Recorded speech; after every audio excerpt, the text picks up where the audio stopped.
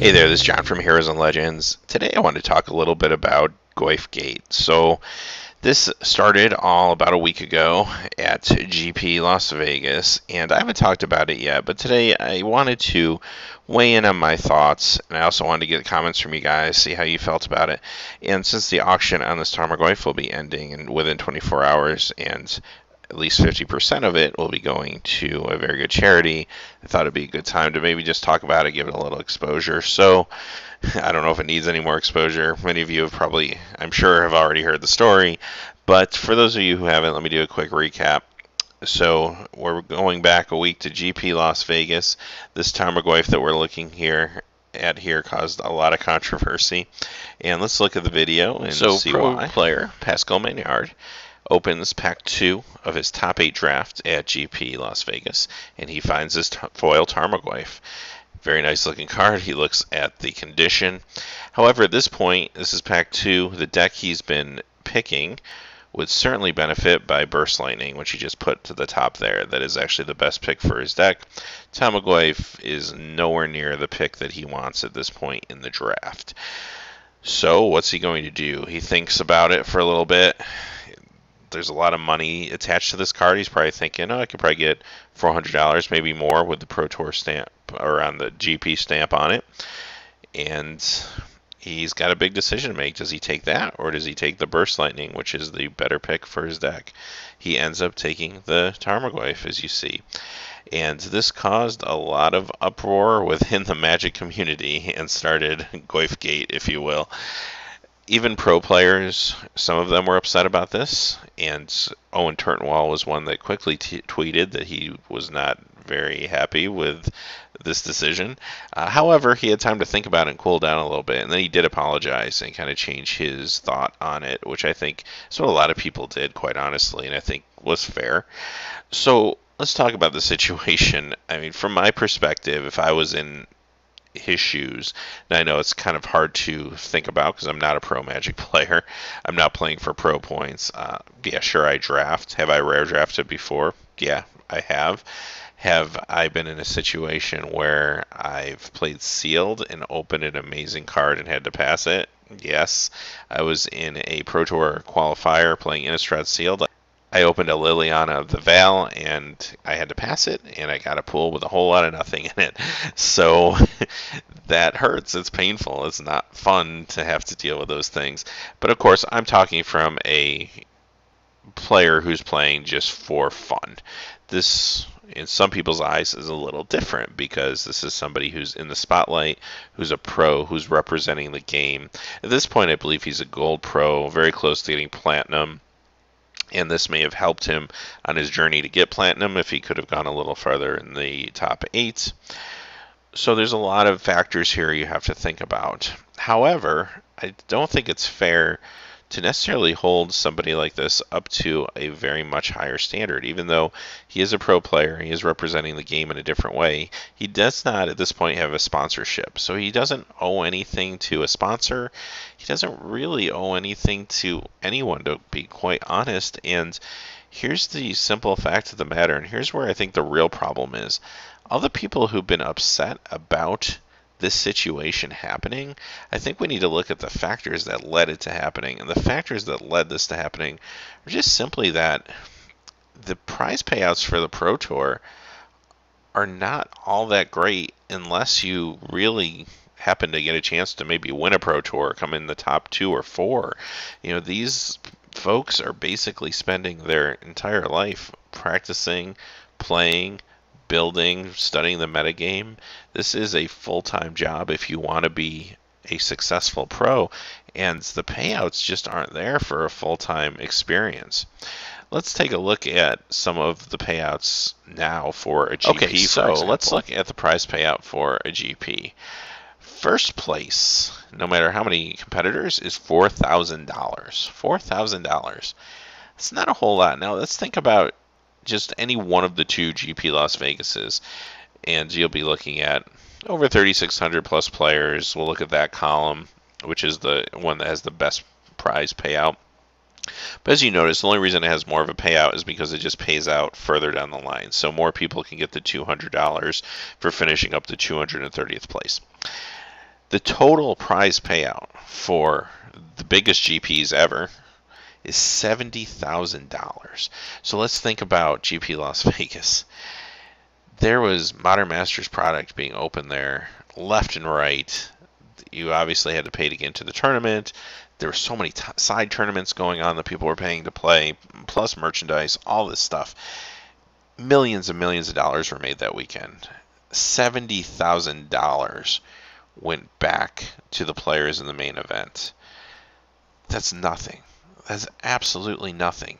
So for somebody like Pascal Maynard, now I know I'm in 8th place at least, so I made $1,000.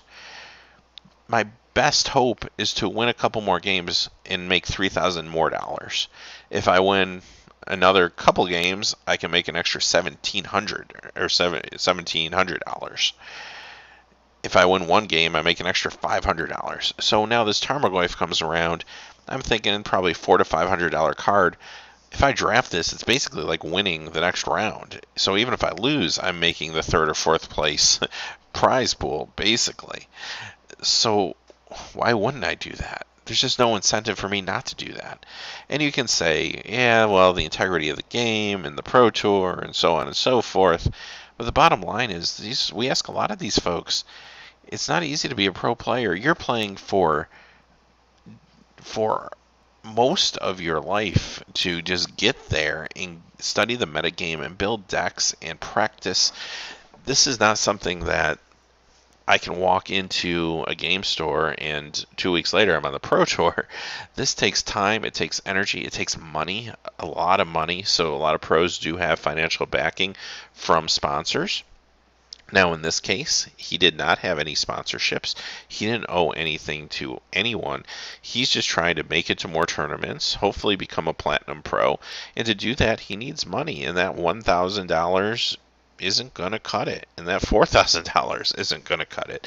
So he had a decision to make there, and it was a tough decision. We've all been in those situations, and I don't fault him at all for that decision. If anyone has a problem with what he did, really, the problem is with the situation, not with his decision.